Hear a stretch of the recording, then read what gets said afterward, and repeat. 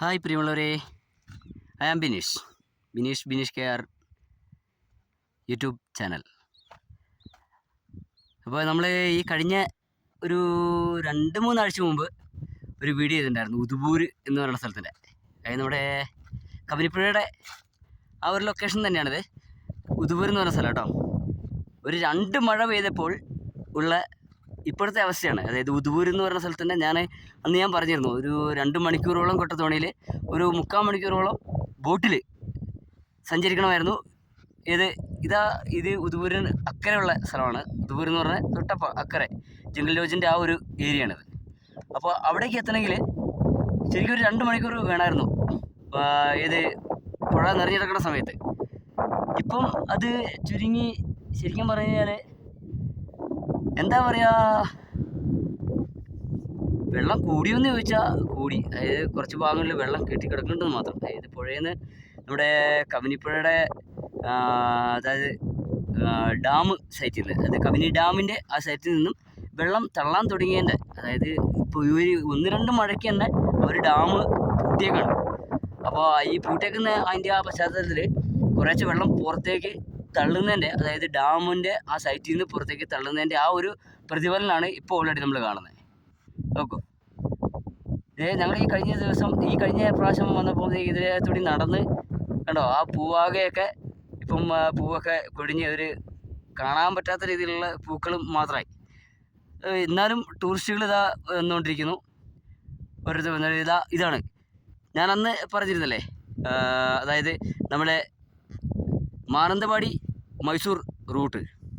അതായത് ഇപ്പോൾ ഉള്ള അവസ്ഥ ഇങ്ങനെയാണ് കാണുന്നില്ലേ, ഇപ്പോഴും തെളിഞ്ഞ് കാണാം. ഇത് കണ്ടോ, ഇതാണ് ആ റൂട്ടിൻ്റെ. 2 മഴ പെയ്തപ്പോഴേക്കും വെള്ളം ഇത്രയൊക്കെ ആയി.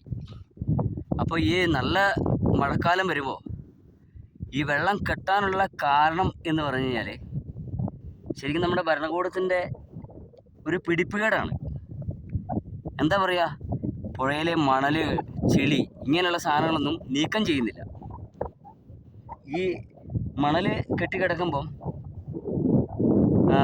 വെള്ളം കുടിവെള്ള കിണറ്റിലേക്ക് വെള്ളമാകുന്ന പറയുന്നത്. ശരിക്കും പറഞ്ഞാൽ അത് വിഡ്ഢിത്തമാണ്. ഈ പറയുന്നത് വെറും വിഡ്ഢിത്തമാണ്. കുറേ ഈ മണൽ ലോബികളുടെയും, അതായത് ശരിക്കും എന്താ പറയുക, ഈ പാറപ്പൊടി, ക്ലിപ്പി ഇങ്ങനെയുള്ളവരെ ഈ ലോബികളെ പരിപോഷിപ്പിക്കാൻ വേണ്ടിയിട്ട് മാത്രം ഒരു സർക്കാരുകളുണ്ടാവരുത്. ജനങ്ങൾക്ക് വേണ്ടി കുടികൊള്ളുന്ന ആൾക്കാരായിരിക്കണം സർക്കാർ. ഈ 5 വർഷം കൂടുമ്പോഴേക്കും വോട്ട് ചോദിച്ച് ഓരോരുത്തൻ്റെയും വീട്ടിൽ വരും, ഞങ്ങൾ അങ്ങനെ ചെയ്തു തരാം, ഞങ്ങൾ ഇങ്ങനെ ചെയ്തു തരാം. എന്നിട്ട് എന്താ ഇവരൊക്കെ ചെയ്യുന്നത്? ഓരോ തൊഴിലുകൾ ചെയ്തുകൊണ്ട് ജീവിക്കുന്ന ആൾക്കാർ ഒരുപാടുണ്ട്. മണൽ തൊഴിലാളികളുണ്ട്, മണലിൻ്റെ പണിയെടുത്ത് ജീവിക്കുന്ന ആൾക്കാരുണ്ട് ഒരുപാട്. അങ്ങനെയുള്ളവർക്കൊന്നും ഒരു ശരിക്കും പറഞ്ഞാൽ ഗവൺമെൻറ്റിൻ്റെ തലത്തിലായുള്ള ഒരു ആനുകൂല്യങ്ങളും, ക്ഷേമനിധി അത് വർഷാവർഷം അടച്ചു കൊടുത്തു കഴിഞ്ഞാൽ എന്താ തിരിച്ചു കിട്ടുന്നത്? ഒന്നും കിട്ടുന്നില്ല. ക്ഷേമനിധി എന്ന് പറഞ്ഞിട്ട് മേടിച്ചെടുക്കുക എന്നല്ലാണ്ട് ഒന്നും തിരിച്ചു കിട്ടുന്നില്ല. അതേസമയത്ത് ഒരു കൂലിവേല ചെയ്ത് ജീവിക്കുന്നവനെ ചൂഷണം ചെയ്യാൻ മാത്രമേ ഇന്നത്തെ സർക്കാരുകളുള്ളൂ. 5 വർഷം കൂടുമ്പോൾ ഭരിച്ച് മുടിക്കുക, ഈ 5 വർഷം കയറുമ്പോൾ അധികാരത്തിൽ കയറി ഭരിച്ച് മുടിക്കുക എന്നല്ലാണ്ട് ഒരു ജനങ്ങൾക്ക് വേണ്ടി എന്ത് ചെയ്യുന്നു?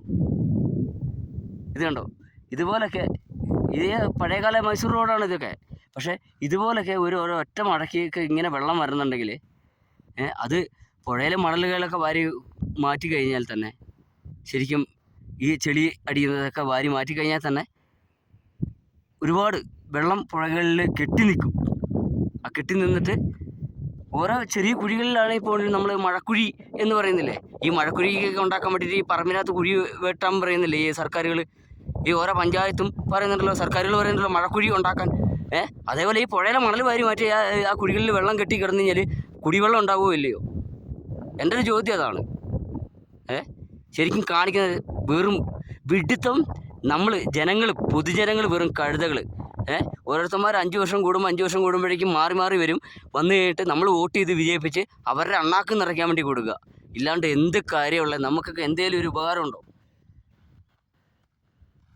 ഇതൊന്നും നിങ്ങൾ കാണുക. ഇത് കണ്ടോ, ഒരു മഴ പെയ്തപ്പോൾ ഉദുപൂർ എന്ന് പറയുന്ന ഈ കുറച്ച് ദിവസങ്ങൾക്ക് മുമ്പ് ഞാൻ എടുത്തിട്ട ഒരു വീഡിയോയുടെ അതിൻ്റെ ഒരു തുടർഭാഗം അത് കണ്ടോ, നിങ്ങളെല്ലാവരും കാണുക. ഇത് കണ്ട് ഷെയർ ചെയ്യുക, സബ്സ്ക്രൈബ് ചെയ്യുക, ലൈക്ക് ചെയ്യുക, ബെല്ലൈക്കൺ അമർത്തുക. ഓക്കെ, എല്ലാവർക്കും നന്ദി, നമസ്കാരം.